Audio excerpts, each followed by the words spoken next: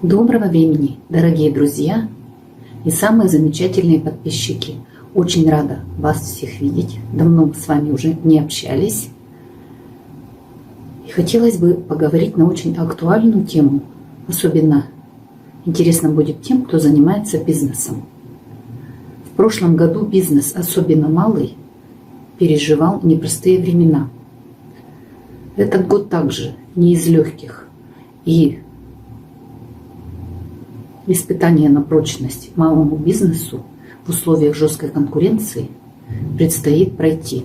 Как же облегчить ведение бизнеса?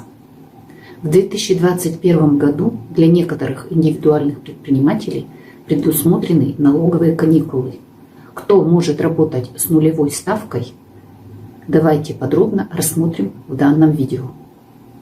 Налоговые каникулы предусмотрены для вновь зарегистрированных индивидуальных предпринимателей, которые используют упрощенную либо патентную систему налогообложения. Они могут использовать нулевую ставку, максимально 2 налоговых периода с момента регистрации. Патентная система налогообложения – 2 срока действия патента.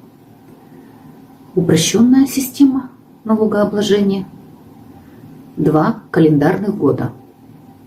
Если индивидуальный предприниматель зарегистрировался в начале года, то начиная с начала года и следующий календарный год можно воспользоваться нулевой ставкой. Налоговые каникулы впервые стали применяться в 2015 году. В связи с последними событиями планируется использовать налоговые каникулы до конца 2023 года. Давайте рассмотрим подробнее условия для налоговых каникул. Регистрация индивидуального предпринимателя должна быть впервые. Регион регистрации индивидуального предпринимателя применяет налоговые каникулы. Обязательное применение упрощенной системы налогообложения либо патентной системы налогообложения.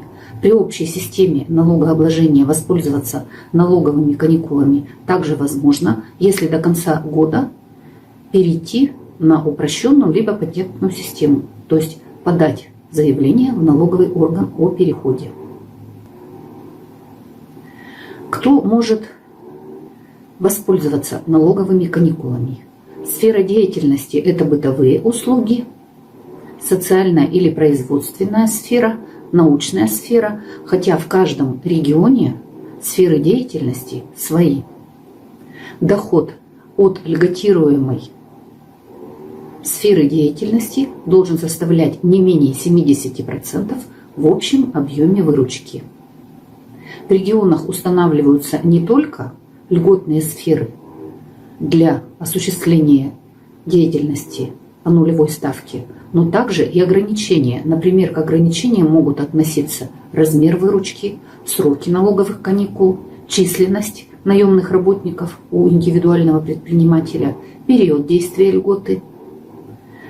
И хочу отметить также, что льготная система не освобождает от уплаты других налогов, таких как земельный, имущественный, транспортный, акцизы.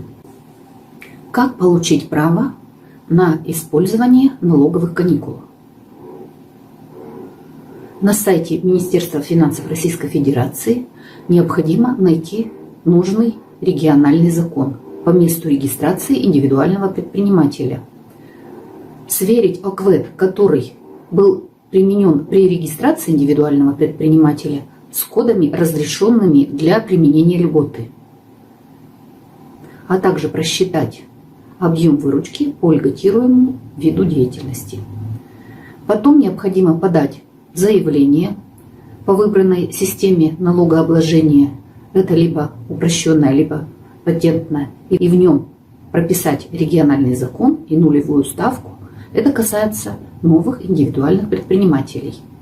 Если предприниматель уже работает по льготируемому виду деятельности, он может заявить в следующий период действия патента льготную ставку. Тем, кто работает на общей системе налогообложения, также может в следующий налоговый период применить льготу, подав в налоговую заявление до конца года о переходе на упрощенную либо патентную систему налогообложения и также указать свой региональный закон и нулевую ставку. Важно рассчитать до перехода на льготную деятельность обязательно объем выручки, чтобы он составлял не менее 70%. В эти 70% необходимо уложиться.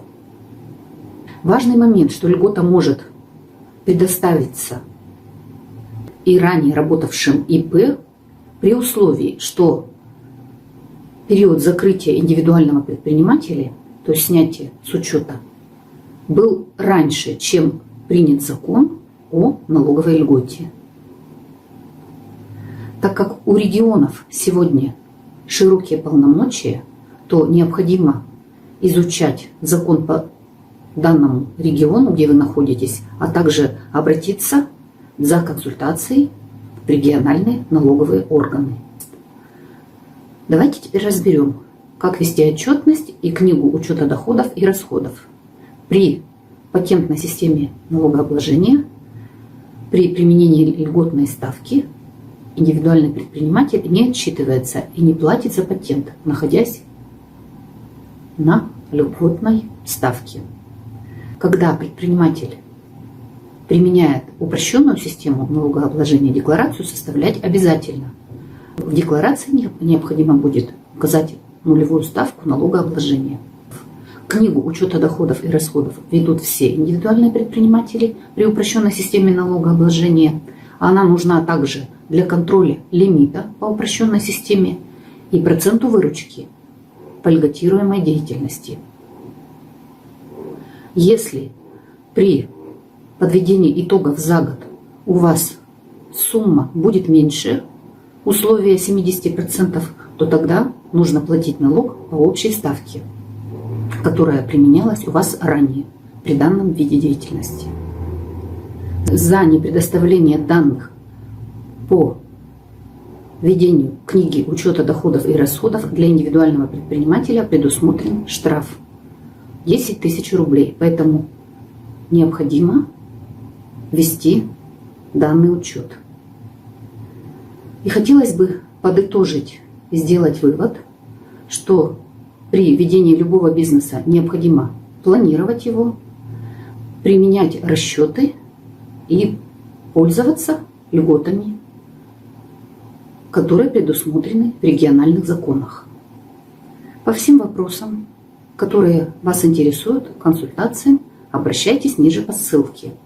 Легкого ведения бизнеса. Всем пока и до новых встреч. Жду вас на своем канале.